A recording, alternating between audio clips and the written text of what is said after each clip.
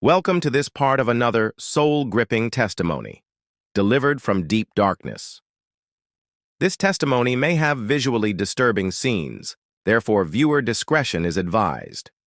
Please note that this is just one part in a series of videos of this particular testimony, so if you have the stomach for it, feel free to check out the entire playlist, Delivered from Deep Darkness, here on this YouTube channel. My cousin Eli, not his real name, lived in a traditional mud and wattle hut near the school. It was clear that I was trading down dramatically from living in wealthy, well-situated mansions and private jet lifestyle with personal attendants to now living like a peasant in the village. But it was okay. At least I had the hope of peace. No ambitions, no dreams, no goal, no powers, no spirits, no followers. All I wanted was to live like any other person. Eli started a school and was disappointed with the business. His business partner, George, was a very sickly friend who did nothing to help. The weight of the school rested on his shoulders, and he was not handling it well.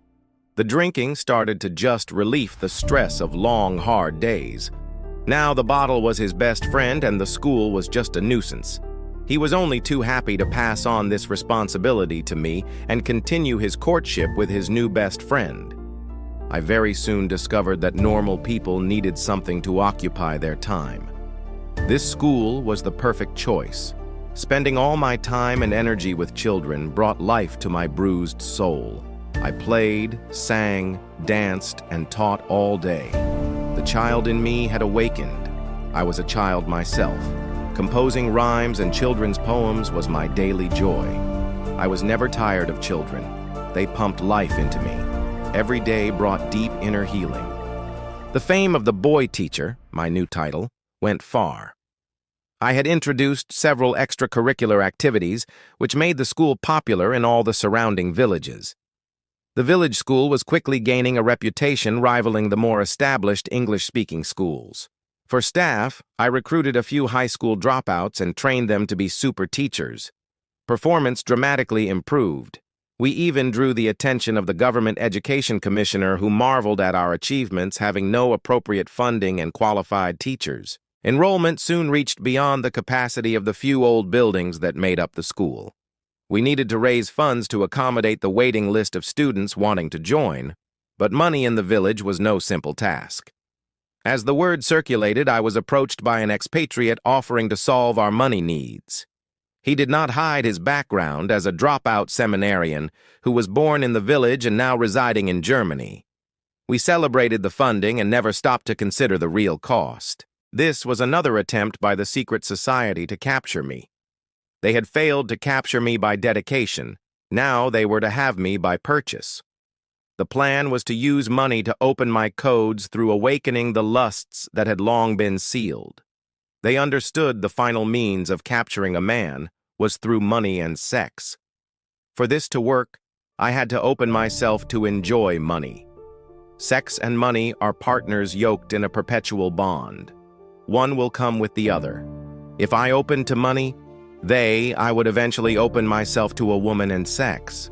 This sex yokes my soul with another person. That opens me up to a flow of deeper manipulations. Having spent 3 years without any encounter with Satan or his agents, I thought he no longer had interest and had given up on me. This was a catastrophic blunder on my part. I knew how these things worked, and yet I missed it. Dear reader, if you ever covenanted with Satan, do not be deceived that he forgot you. He may just momentarily withdraw to strategize his next assault on your soul. He is very cunning. I thought denial was enough to save me. My life was now consumed by the school, convinced I was free from evil pursuit. He was waiting for the opportune time. The only effective and lasting remedy is surrendering your soul to its creator, Master Jesus Christ. Only he can keep you safe. The name of the Lord is a strong tower. The righteous run to it and are safe. Proverbs 18:10.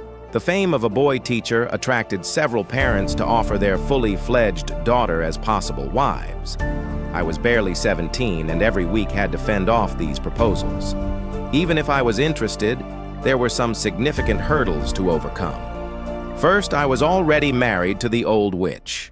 The consequences of violating that covenant with other women would not be tolerated. Second, I had bruises in my soul which did not permit functioning as a man.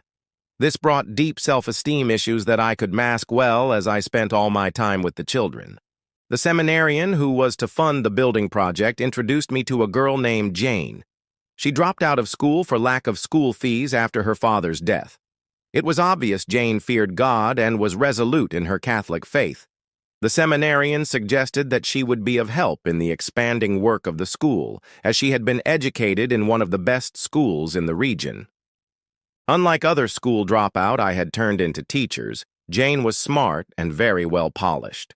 She was always available and teachable, very hard-working and completely committed to the work.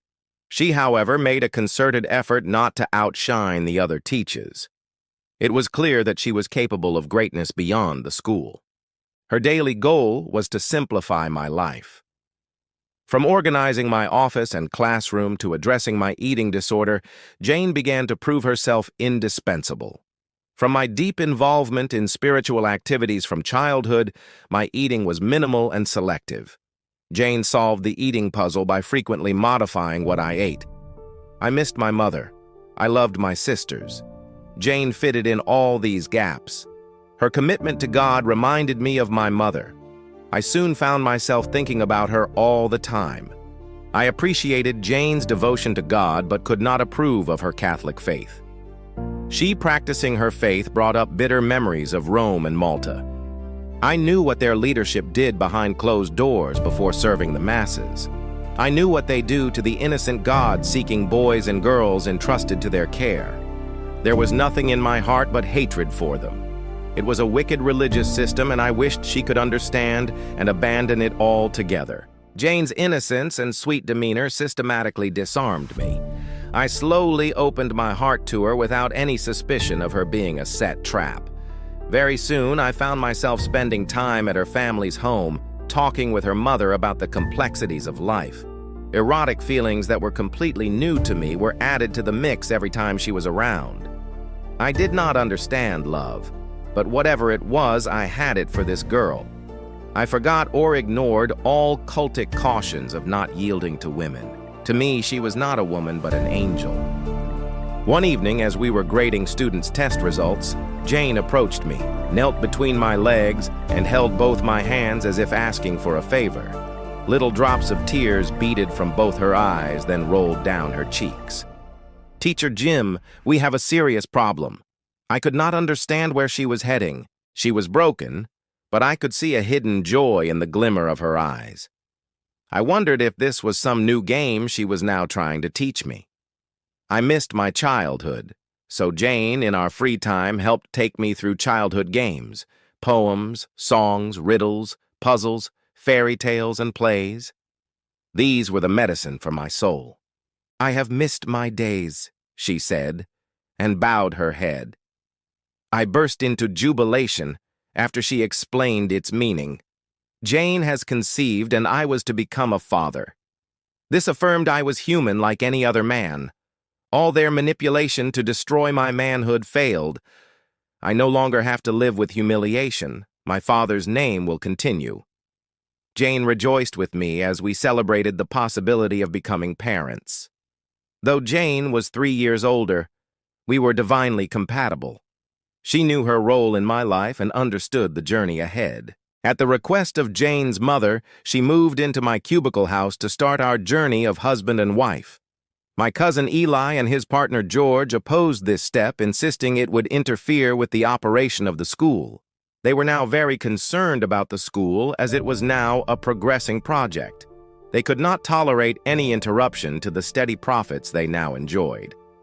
I was not bothered with money or ownership of the school as my zeal was about teaching and playing with children. I was their unpaid, happy, naive slave. To these guys, my relationship with Jane was a significant threat. She, the marriage, or the baby was going to push me to the next stage to begin to ask for wages.